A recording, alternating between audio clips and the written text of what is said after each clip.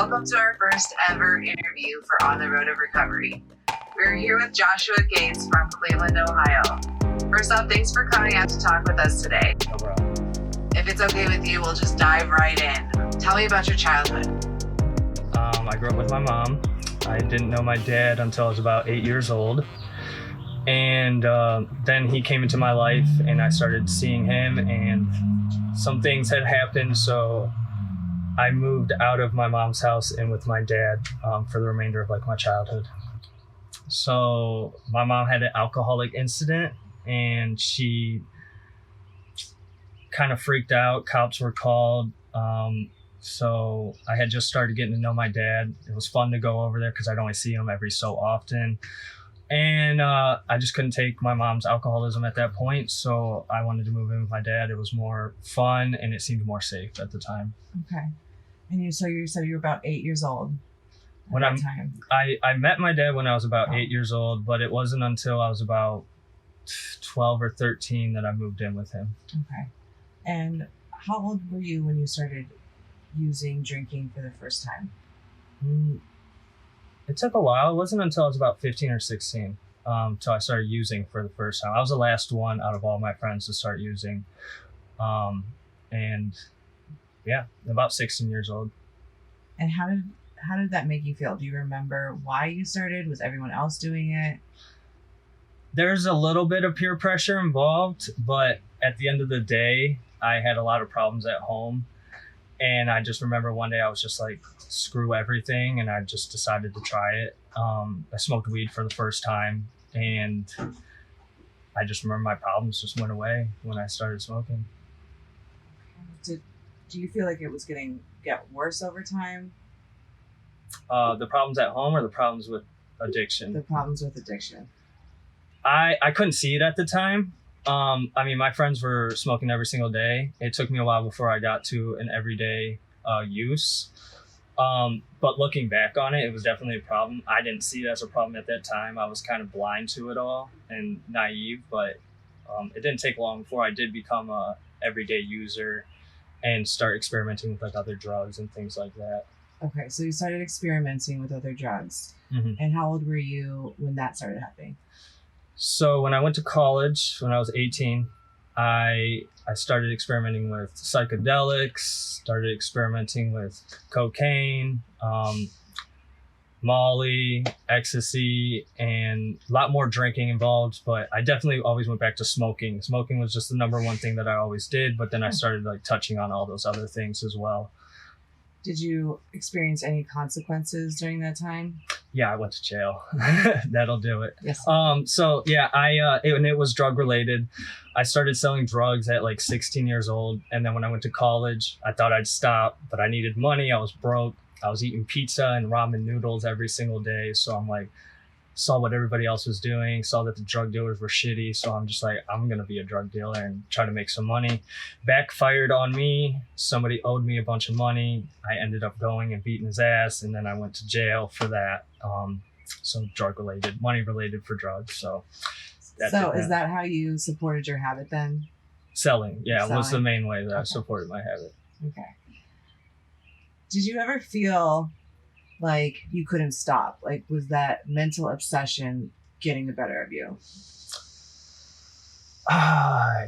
Yes. There was a point where I tried to stop and I couldn't. And I just kind of said, screw it. I'm just going to keep doing it. But it didn't really hit me until I started doing cocaine. I started bartending and started selling cocaine and doing cocaine, partying all night, working all day. And it wasn't until my house got raided and I tried to stop selling and I started buying personal bags. That was the first time I had to actually pay for my own stuff, as opposed to I was just selling before to get it for free. And I realized I couldn't stop at that point. And that's what kind of did it in for me. And that was a reality check for sure. Yeah, but what did you lose in active addiction? Everything. My relationships with my family, all my money, relationships with friends, possessions, material things. I lost pretty much everything. So you talked a little bit about, your childhood and how your mom had that alcoholic tendencies, I guess.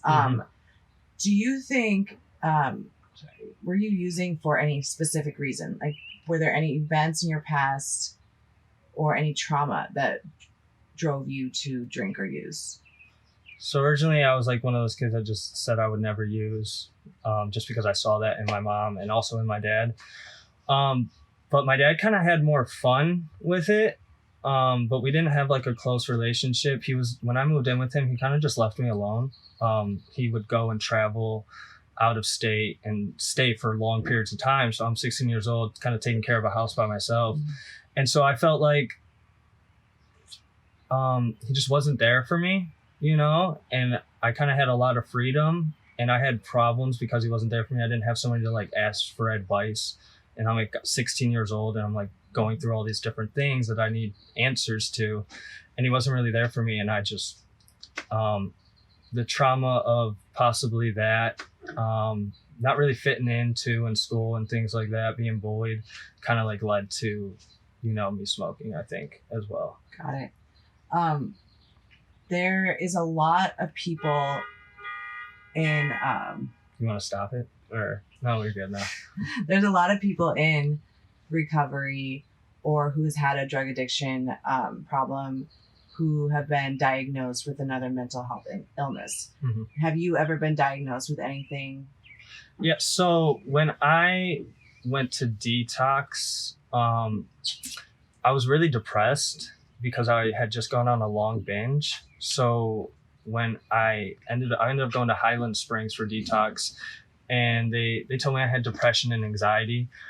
But over time, I ended up realizing that was just a direct result of me going on a binge. So obviously my serotonin levels were drained. I had a chemical imbalance in my brain. So after a couple months of being sober, my brain went back to normal, and I didn't need the depression pills or anxiety pills anymore. And I was able to luckily be normal after that.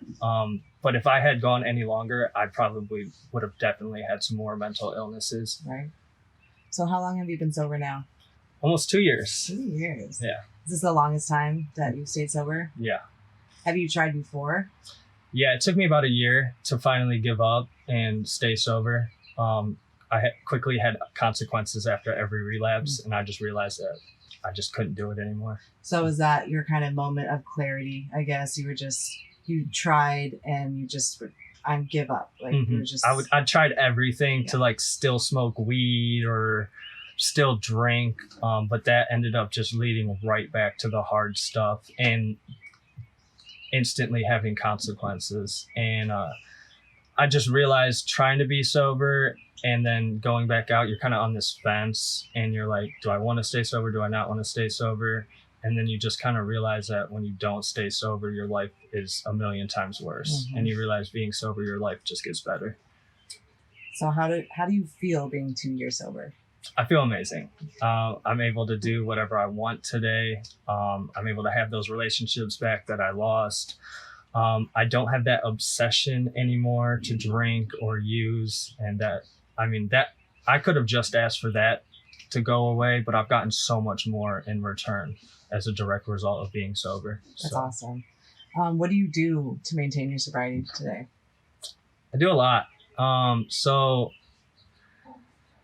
I pray every morning. First thing I do is I get on my knees and I pray and ask help from God, or if you have a higher power, whatever somebody chooses to use. I ask God for help to stay sober. And then I also go to meetings. I try to help the new people, the new person, especially when they come in, make them feel like they're at home. I go to 12-step weekends, and I try to actively work on myself too. Try to be a better person every day. Awesome. And you mentioned relationships. So how are your relationships today? Like, how have they changed your relationship with your family, significant other, and friends? So like I said before, when I was younger, my parents would drink and stuff like that. When I started getting into drinking, I started drinking with them. When I started selling, I would sell to them as well. And that kind of made me feel like closer to them and we were having fun. But now they know that I'm serious about my sobriety and they really respect it. And I actually have a father and son relationship as opposed to like a buddy relationship.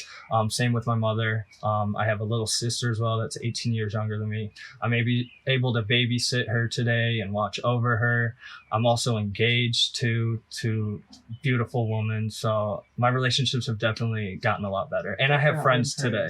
Yeah, well improved. And I have friends today that actually care about me and don't just use me for whatever. Yes. So that's awesome. All right. Where do you see yourself in a year from now? I don't know.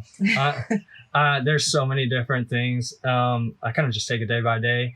I do like to look at my future a little bit. I started my own business, so hopefully maybe that can come to fruition a little bit more.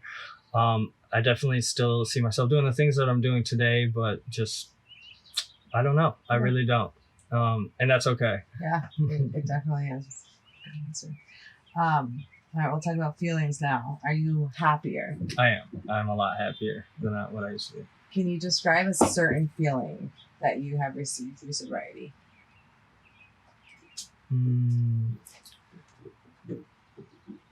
I don't have that feeling like of what's going to happen anymore. Like when I was getting high, I kind of had this feeling like I felt like I was possibly going to die or like it was all going to come crashing down. Now I know that everything's just going to be okay. Mm-hmm. I know that like I'm always going to have a roof over my head, food in my mouth, and everything. Bills are going to be paid. So, that impending doom. Yeah. Right? I don't know what the word is for it exactly, but I just have faith today that everything's going to work out. Uneasiness all the time. Yes. Yeah. All right. Give me one example of one thing you are proud of since getting sober.